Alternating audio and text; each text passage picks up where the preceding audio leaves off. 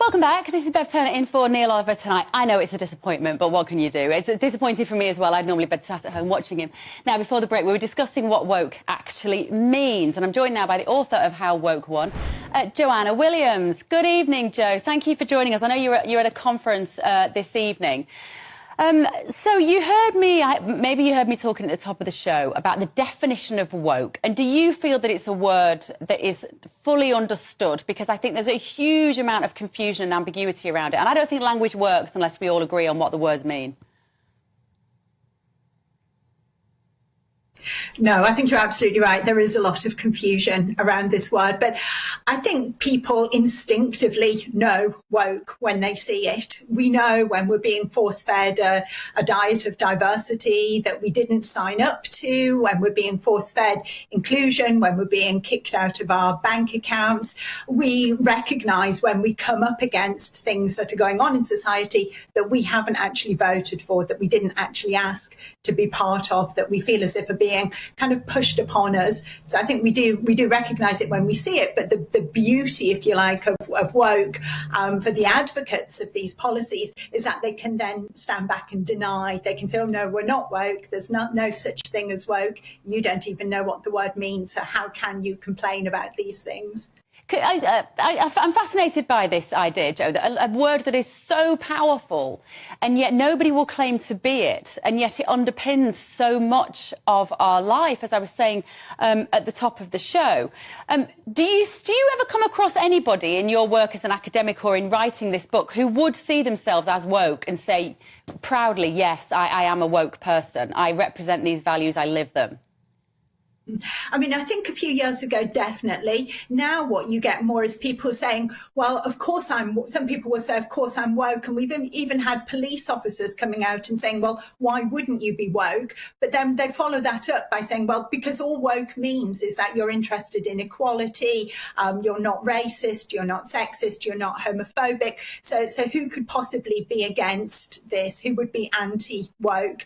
But I have a problem with that because I think that's actually really disingenuous. You know, I'm not racist, I'm not sexist, I'm not homophobic, but I wouldn't describe myself as woke because what woke means is something more than that. It implies an element of coercion, an element of compulsion, and a kind of authoritarian approach to really enforcing a specific set of values upon people. How significant is it, Jo, that Nigel Farage has blown a hole in this corporate culture this week?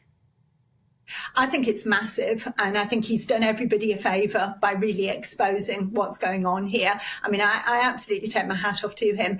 It's something which is badly needed because I think what it shows is the fact that it doesn't really matter if no individuals go around calling themselves woke, because what we've got is the complete institutionalisation of a set of values. These values have been incorporated as part of a kind of bureaucracy that we have to confront in our everyday lives now. And, you know, on the one hand, it's just incredibly foolish to have taken away Nigel Farage's bank account. You know, he's a well-known public figure. He's a major feature of the international political stage. So the sheer arrogance that led them to think they could get away with doing this without there being a backlash, I think really speaks again to the authoritarianism of the people who are driving this agenda. One thing that really struck me from your book, Jo, is that whilst we're talking about skin colour and gender to some degree as well, the one thing that I think does hold people back in life in terms of opportunity is actually social class. And that gets cast into the shadow, doesn't it, in so many of these conversations of around woke.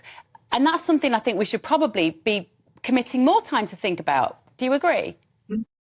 Absolutely. And I think in some ways that's the beauty of woke values for the people who run elite institutions, that it allows them to present themselves as being very politically correct, very in favour of equality, at the same time without really making any difference whatsoever to the way that society is organised.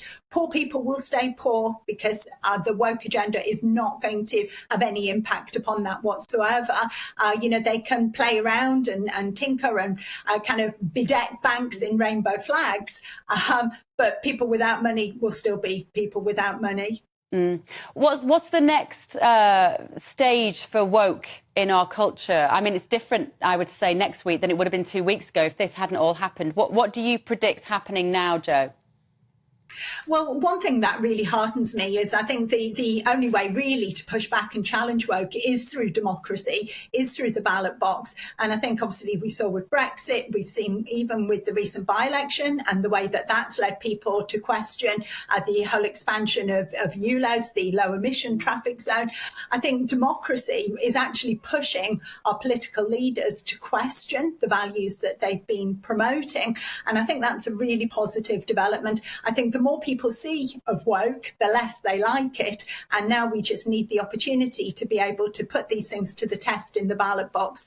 And, I think a great thing that's come out of what Nigel Farage has experienced with Coutts is that it's helped to shine that kind of sunlight, the disinfectant that comes with sunlight, and actually expose what's going on and bring it home to people. And I think another important thing that happened, that's really worth a mention is the fact that this happened to Gina Miller too, who was the pro-Remain person, who really pushed that. And I think that showed people on the left who were arguing, this is just a Nigel Farage problem, that actually it's not. This is a problem of banks and our institutions. And if this could happen to Nigel Farage, if it could happen to Gina Miller, this could happen to any one of us. So it's in all of our interests to be pushing back and challenging what's going on here. Fantastic. Thank you, Jo.